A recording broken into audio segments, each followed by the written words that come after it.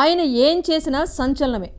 ఇతర పార్టీల వారిని టార్గెట్ చేసినా సరే, సొంత పార్టీ నేతలను విమర్శించినా సరే, ఆయన రూటే సెపరేటు. పార్టీ నుంచి సస్పెన్షన్కు గురైనా వెనక్కు తగ్గటం లేదు. ఇతర పార్టీలు ఆశ చూపినా లొంగలేదు. పార్టీకి ప్రాబల్యం లేని సమయంలోనూ ఎన్నికల్లో గెలిచి ఒకే ఒక్కడిగా నిలిచాడు.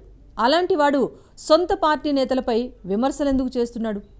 అసెంబ్లీ సమావేశాలకు ఆయన హాజరు కాకపోవటానికి కారణమేంటి? ఇందుకు ఆ ఎమ్మెల్యే ఎవరు? Watch the story.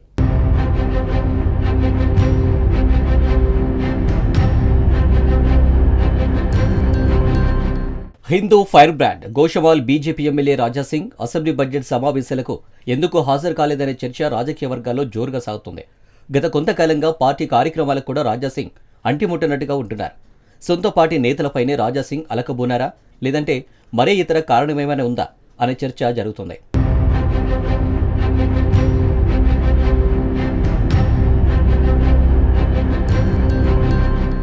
గత కొంతకాలంగా సంచలన కామెంట్లకు రాజాసింగ్ కేంద్ర బిందువుగా మారారు. సొంత పార్టీ వ్యవహార శైలిపై బాహాటంగా విమర్శలు గుప్పిస్తున్నారు.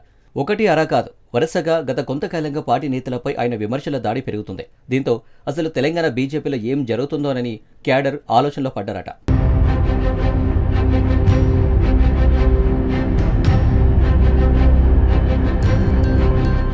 బీజేపీలో కొందరు తనను వెన్నుపోటు పొడిచే ఆలోచనతో ఉన్నారని రాజాసింగ్ సంచలన ఆరోపణ చేశారు.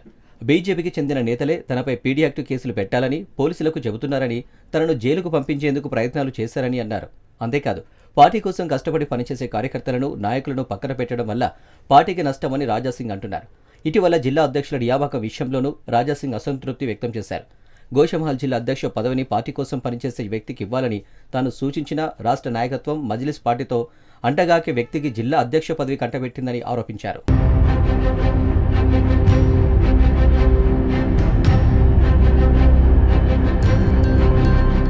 రాష్ట్ర అధ్యక్ష పదవి విషయంలో కూడా రాజాసింగ్ రాష్ట్ర నాయకత్వంపై మండిపడ్డారు. ఒకవేళ కేంద్ర నాయకత్వం కాకుండా రాష్ట్ర నాయకత్వం తెలంగాణ అధ్యక్షుడిని ఎంపిక చేస్తే పార్టీ మరింత నష్టపోతుందని అన్నారు. గతంలో అధ్యక్షులుగా ఉన్నవారు రహస్యంగా రాష్ట్ర ముఖ్యమంత్రితో సమావేశాలు నిర్వహించేవారని ఆరోపించారు. వారి వల్ల పార్టీ అధికారంలోకి రావడం లేదని ఘాటుగా విమర్శలు గుప్పించారు. ఫైర్ బ్రాండ్ రాజాసింగ్ నికార్సైన నేతకు రాష్ట్ర అధ్యక్ష పదవిని ఇవ్వాలని డిమాండ్ చేశారు.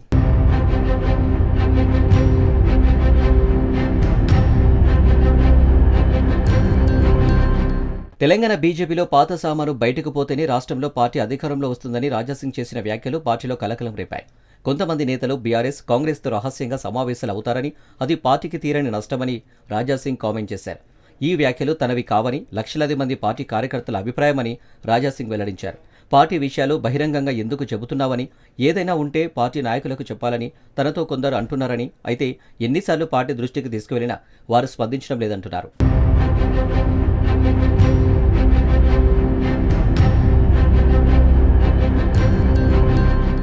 ఏదేమైనా బీజేపీలో రాజాసింగ్ వ్యాఖ్యలు కలకలం రేపుతున్నాయి. వరుసగా పార్టీ రాష్ట్ర నాయకత్వ తీరుపై ఆయన చేస్తున్న కామెంట్లతో పార్టీలో ఉన్న అసంతృప్తి స్పష్టమవుతుంది.